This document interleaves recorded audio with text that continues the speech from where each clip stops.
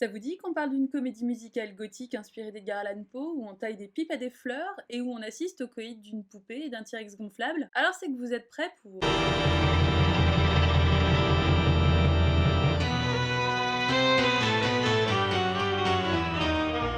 En effet, la présidente du cercle des adorateurs de Ken Russell qui sommeille en moi, elle sommeille pas du tout, ne pouvait décemment pas faire qu'une seule vidéo à son propos. Mais pourquoi diable choisir The Fall of the Lives of Usher? Parce que c'est pas le plus connu, c'est certainement pas le plus réussi, et encore moins le plus accessible. Mais c'était sans compter sur mon cerveau malade qui a trouvé ça très judicieux de faire écho au cycle d'adaptation de Roger Corman dont je vous ai déjà parlé, en choisissant son antithèse, sa némésis, son contre-exemple parfait et crado. Laissez-moi d'abord vous situer l'histoire originale d'Edgar Allan Poe. The Fall of the House of Usher, c'est une nouvelle publiée pour la première fois en 1839 où l'on suit l'amitié du narrateur avec Roderick Usher, un homme tourmenté et malade, souffrant d'hypocondrie ainsi que d'hypersensibilité au goût et aux odeurs, au son, à la lumière et au toucher. Il partage sa vie avec sa sœur jumelle Madeleine, elle aussi rongée par un étrange mal, lui provoquant d'angoissantes transes cataleptiques. Ils demeurent tous deux dans une grande bâtisse parcourue en son milieu par une immense fissure qui tiendra d'ailleurs le rôle principal du dénouement de ce récit oppressant que je ne vous révélerai bien évidemment pas pour ne rien gâcher de votre découverte. Voilà, ça c'est pour la partie théorie. Sauf qu'en pratique, Ken Russell aura autant usage de l'intrigue de base que de la notion de modération dans son approche du cinéma. C'est pour ça que je l'aime. Et c'est aussi ce qui fait de ce film un ovni à la qualité visuelle souvent proche du film de vacances de Tonton Roger. Dans ce film de 2002, Russell s'inspire largement et très librement de plusieurs nouvelles de Poe, notamment Ligeia, The Pit and the Pendulum ou encore The Facts in the Case of Mr. Valdemar.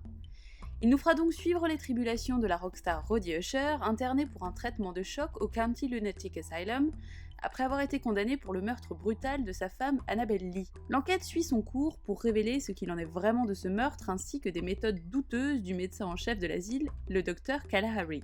The Fall of the Lives of Usher, ça tient d'un mélange entre The Rocky Horror Picture Show de Richard O'Brien et le docteur Caligari de Stephen Sayadian. Un genre de vaudeville kitsch, glauque, cheap, vilain, et teinté d'érotisme décomplexé.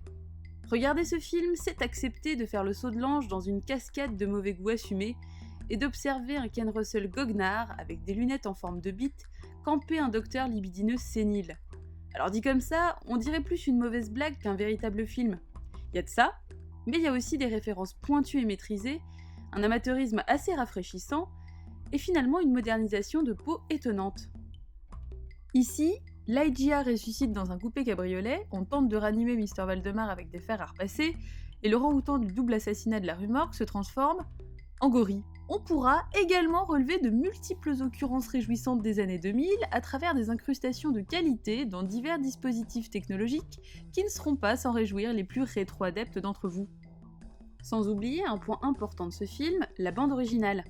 En effet, l'amour que Ken Russell avait pour la musique et l'importance qu'elle a toujours eue dans ses films n'est plus à prouver.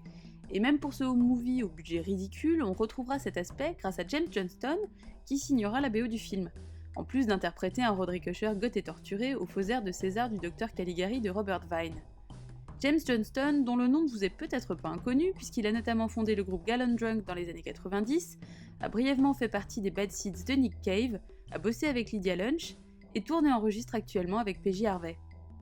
Alors, si je ne doute pas qu'après cette poignée de minutes, vous avez désormais envie de vous jeter sur The Fall of the Lives of Usher avec avidité et précipitation, laissez-moi quand même vous recommander d'avoir quelques heures de visionnage de films de Ken Russell à votre compteur, parce que sinon ça risque d'être une expérience à peu près aussi agréable qu'une cuite avec du vin en bouteille plastique, c'est-à-dire que ça pique et ça file vite la gerbe. Mais pour un public averti et qui connaît déjà un petit peu le bonhomme, c'est quand même une expérience plutôt cool, finalement aussi l'occasion de voir un de ses derniers films et l'un des rares qu'il a monté lui-même. En tout cas, je vous souhaite un très bon visionnage et je vous dis à bientôt.